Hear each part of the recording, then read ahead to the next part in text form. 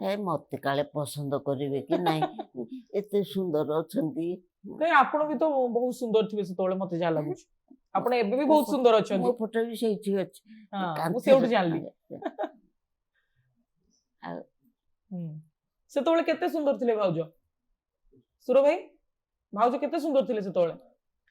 ସେ ଭାବୁଛନ୍ତି କେତେ ସୁନ୍ଦର ଥିଲି କି ନାହିଁ। ତାର କାର୍ଯ୍ୟକ୍ରମ, ହଁ ତା ଶୈଳୀ, ତା ବ୍ୟବହାର, ଘର ରକ୍ଷଣାବେକ୍ଷଣ ମତେ ସବୁଠୁ ସୁନ୍ଦର ଦେଖାଯାଏ। ସେ ଘରଟା ଟୋଟାଲ ବୁଝେ। ନାଇଁ ବାହାରଟା ପ୍ରଥମ କରି ମୁଁ- ଦେଖିଲେ ସେତେବେଳେ ଗୋଟେ ଦେଖାରେ ପସନ୍ଦ ଆସିଗଲା। ହଁ ସେ ବାପା ଚଏସ୍ ଆମର ନାଇଁ, ତାର ନାହିଁ ମୋର ଆପଣ ନାହିଁ। ଖାଲି ଏମିତି ଯାଇଥିଲେ ଆମ ଦେଖିବାକୁ। ଖାଲି ଫର୍ମାଲିଟି ମୁଁ ଦେଖିନି। ବାପା ଆମର ଆମ ଶ୍ୱଶୁର ଦେଖିଛନ୍ତି ମତେ, ତାପରେ ତାଙ୍କୁ କହିଲେ ଯେ ସେ ଫାଇନାଲ ଆମ ଘର ମାନଙ୍କରେ ଫାଦର ଫାଇନାଲ କର ଯୋଉଟା ଡିସିସନ ନେବେ ଆମେ ମାନିବାକୁ ବାଧ୍ୟ।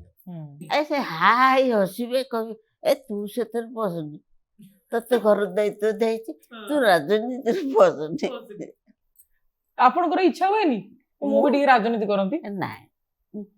ମୁଁ ଇଚ୍ଛା ହୁଏନି। ଏମିତି କିଛି ଭାବେନି। ମାଟ୍ରିକ ପର୍ଯ୍ୟନ୍ତ ପାଠ ପଢିଛି ସେତିକିରେ।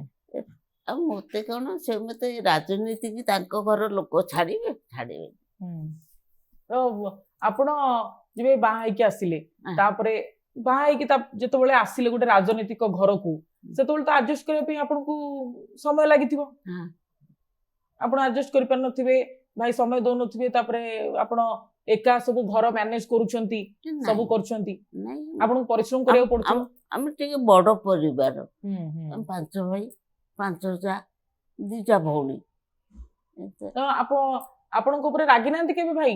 ଆମେ ଦେଖୁଛୁ ବାହାରେ ବେଳେ ବେଳେ ରାଗି ବି ଯାଉଛନ୍ତି, ଯାହାକୁ ଯାହା ଇଚ୍ଛା କହିବି ଦଉଛନ୍ତି। ଆପଣ କିଛି କହିନାହାନ୍ତି? କହିଦେବି ସିନା, ମୁଁ ଜାଣିଛି ତାଙ୍କ ମନ ଭିତରେ ପେଟ ଭିତରେ କିଛି ନାହିଁ, କିଛି ନଥାଏ। ଖାଲି ରାଗି ଯାଆନ୍ତି। କଥା ପଡିଲେ ଖାଲି ରାଗି ଯାଆନ୍ତି। ଆପଣ ରାଗିଲେ ଆଜି ବୁଝାନ୍ତି, ସରି କୁହନ୍ତି, ବୁଝାନ୍ତି ଆସିକି ସରି କୁହନ୍ତି? ସରି ତାହେଲେ କୁହନ୍ତି। ଯୋଉ ଖାଇବା ପିଇବାରେ ସୁର ଭାଇ ଆମେ ଦେଖୁଛୁ ଟିକେ ମାନେ ଟିକେ ଖାଇବାଟା ଜମିକି ହବ, ଖାଇବାଟା ତାଙ୍କର ସେଥିରେ ଭଲ ଆପଣଙ୍କୁ ତ ହବା ପରିଶ୍ରମ ଦରକାର। କରିବାକୁ ପଡୁଥିବ ଯେ କଣ ଖାଇବେ, ଏଇଟା ଭଲ ନହେଲେ କାଳେ କଣ କହିବେ, କିଛି ନାଇଁ କୁହନ୍ତିନି? ନାଇଁ, ଆମର ଅଭ୍ୟାସ ପଡିଗଲା, ଆମେ ସେମିତି କରିକି ତାଙ୍କ ପାଇଁ ଥୁଆଉ, ସେ ଖାଇଲେ। ସୁର ଭାଇ ଆପଣ ସରି କୁହନ୍ତି ଯେତେବେଳେ ଭାଉଜଙ୍କୁ ବୁଝିବା ପାଇଁ ପଡେ?